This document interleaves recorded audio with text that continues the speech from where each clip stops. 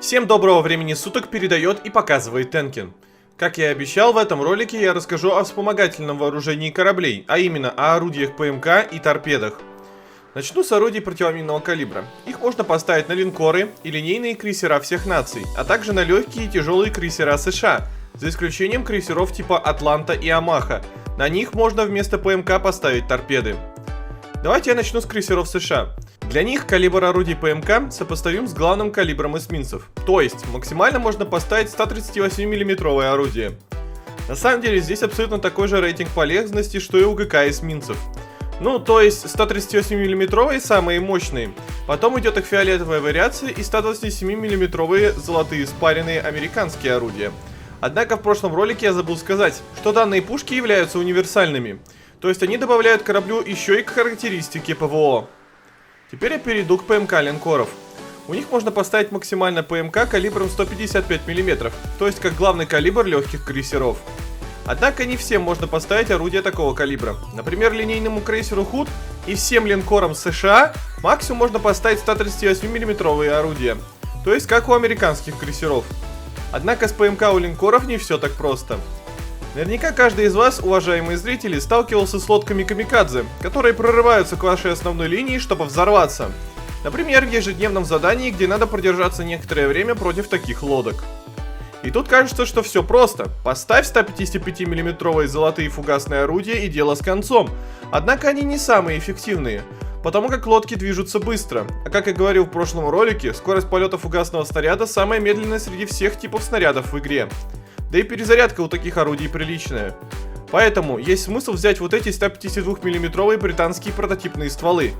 Или, если их пока не так много, чтобы использовать в качестве ПМК, то можно взять вот эти 150 мм немецкие орудия. Или также британские, только фиолетовые 152 мм стволы. Так как они все на бронебойных снарядах, которые мало того, что быстрее перезаряжаются, так еще и за счет типа снаряда быстрее летят до цели. Да и дальность стрельбы у них одинаковая с фугасными 155 мм. А здоровья лодок не так много, и ББ снарядов на них хватит. Также, если лодки идут друг за другом, то еще полезнее использовать орудия на ББ снарядах в качестве ПМК, потому как они пробивают насквозь первого противника и попадут в цель, идущую за ним. Я об этом забыл сказать в прошлом ролике. Спасибо за напоминание зрителю, который упомянул об этом в комментариях под моим прошлым роликом. Данная особенность есть, конечно же, и у орудий ГК эсминцев и крейсеров, то есть со 127 мм калибра и до 203. У линкоров же снаряды летят по навесной траектории, поэтому, соответственно, сквозного пробития не будет. Также снова обратимся к вот этим 127 мм, потому как они улучшают ПВО, да и скорострельнее, чем 155 мм. И если моя первая линия не выдержит, то они добьют уцелевшие корабли авангарда противника. Сложно будет составить какой-то топ, потому как тут все зависит от того, против кого вы ставите орудие ПМК. Если в ПВП, то лучше все-таки фугасные орудия, либо 155 мм, если нужен только урон, либо 127 мм, если еще хотите улучшить ПВО. А если вы идете сражаться в ПВЕ, где главная цель для ПМК это лодки камикадзе, то эффективнее будет взять орудие с бронебойным типом снарядов. Либо прототипные британские 152 мм пушки, либо фиолетовые 150 мм немецкие или 152 мм британские. Однако стоит сказать, что снаряды у этих орудий летят по-разному. У прототипных веер снарядов идет уже, чем у тех же фиолетовых 152. Поэтому последние лучше работают по лодкам камикадзе, так как веер их снарядов шире. Да-да, каждое орудие в игре стреляет также по-разному, однако давайте не будем так сильно углубляться. Теперь давайте перейду к торпедам, тут все еще сложнее. Торпеды в качестве вспомогательного вооружения можно использовать на эсминцах, легких и тяжелых крейсерах. В игре их не так много, однако тут очень сложный выбор. Для начала давайте рассмотрим вот эти универсальные 533 мм золотые торпеды. Они не привязаны ни к одной из стран, и поэтому могут выпустить из коробок любой нации золотой и радужной уникальности, а также в виде чертежей с локации 7.4. Как вы видите, тут 5 торпед в торпедном аппарате. Однако среди всех своих главных конкурентов они обладают наименьшей дальностью действия, однако одной из лучших скоростью перезарядки. А уступают они по скорострельности только вот этим золотым четырехтрубным немецким торпедам, которые можно получить только в золотых и радужных коробках Германии. И это не простые торпеды, а магнитные. То есть, когда они будут проходить недалеко от противника, то такие торпеды будут пытаться самонаводиться на цель. Однако, среди всех своих альтернатив, они обладают наименьшим уроном, если сравнивать торпеды с заточкой на плюс 10. А вот торпеды с наивысшим уроном с такой заточкой, это вот эти золотые четырехтрубные японские торпеды, которые можно достать из золотых и радужных коробок Японии или в виде чертежей с локацией 6.4, 8.2, 10.4, 11.2 и 12.2. Однако, как вы понимаете, при должном управлении немецкие торпеды можно загнать все в одну цель. Ну или они все достигнут своих разных целей, просто проходя мимо них.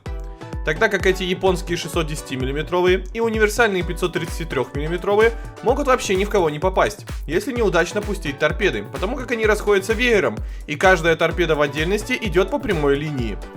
Однако эти 610 мм торпеды обладают наивысшей дальностью хода. Также можно выделить вот эти радужные пятитрубные магнитные немецкие торпеды калибра 533 мм, которые можно было получить на ивенте Divergent Chaseboard, который проходил в декабре прошлого года, так что ждем скоро реран данного ивента. Эти торпеды обладают перезарядкой хуже, чем остальные, однако это компенсируется повышенным уроном по сравнению с его золотой вариацией. Вот золотые магнитные пятитрубки вообще не советую использовать по сравнению с их четырехтрубным вариантом, так как они очень медленно перезаряжаются, а плюс одна торпеда не компенсирует этого. Если говорить про торпеды по итогу, то тут все так же сложно, как и с ПМК. То есть зависит от того, куда вы идете. Лично я в PvP использую магнитные четырехтрубные немецкие торпеды, потому как у них выше шанс попасть по противнику. А вот в PvE я в основном отдаю предпочтение японским торпедам, из-за их наилучшего урона и дальности хода. Нет, не подумайте, универсальные 533 мм пятитрубки тоже неплохи. И они больше площади накроют, чем те же японские, так как на одну торпеду больше и соответственно выше шанс поразить противника. Однако все дело в том, как управлять флотом. Если правильно позиционировать свои торпедные корабли и вовремя пускать торпеды, то и японские торпеды вполне себе попадают. И последнее, это выбор торпед для подлодок. Тут благо все просто. Напомню, что чтобы получить торпеды золотой и фиолетовой уникальности, необходимо участвовать в СОС-миссиях, где можно выбивать на данные торпеды чертежи. Ролик про подлодки уже есть на моем канале. Существует 3 торпеды золотой уникальности. Начну с вот этой немецкой магнитной торпеды. Тут у нас двухторпедный аппарат таких торпед.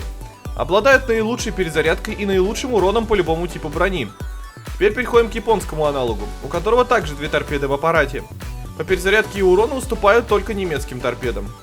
И последний вариант это вот эта американская торпеда. Казалось бы, у них уже 3 торпеды в аппарате, да и по урону все не так плохо, но у них просто ужасающая перезарядка, из-за чего я их считаю худшими из этих 3 торпед.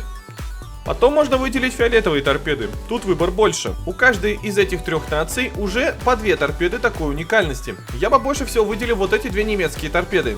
Одна из них просто фиолетовый вариант уже разобранной ранее торпеды, а это абсолютно то же самое, только торпеда тут не магнитная, а обычная. Также можно упомянуть фиолетовые японские торпеды. Тут также это просто фиолетовый вариант золотой, а это такая же, только чутка хуже по урону. Фиолетовые американские и ивентовую французскую даже рассматривать не буду, о них уже всех приведенных ранее торпед. По итогу лучшей торпедой для подлодок я бы поставил золотую немецкую, потом японскую, следом американскую, однако можно взять и фиолетовые немецкие вместо нее. Ну а если ничего этого нет, то фиолетовые японские. Ну что же, да, я понимаю, что по сути свой выбор ПМК и торпед для надводных кораблей очень ситуативен и зависит от предпочтений игрока. Но в этом и прекрасна игра Azur Lane, что существуют такие моменты, которые дают выбор игроку в зависимости от его стиля игры. А не просто действует принцип, что если вроде по цифрам лучше, то лучше во всех ситуациях. Ну а на этом все. Не забудьте поставить лайк, подписаться на канал и приходить на мои стримы, где мы с вами увидимся. Всем спасибо за просмотр и удачных вам игр!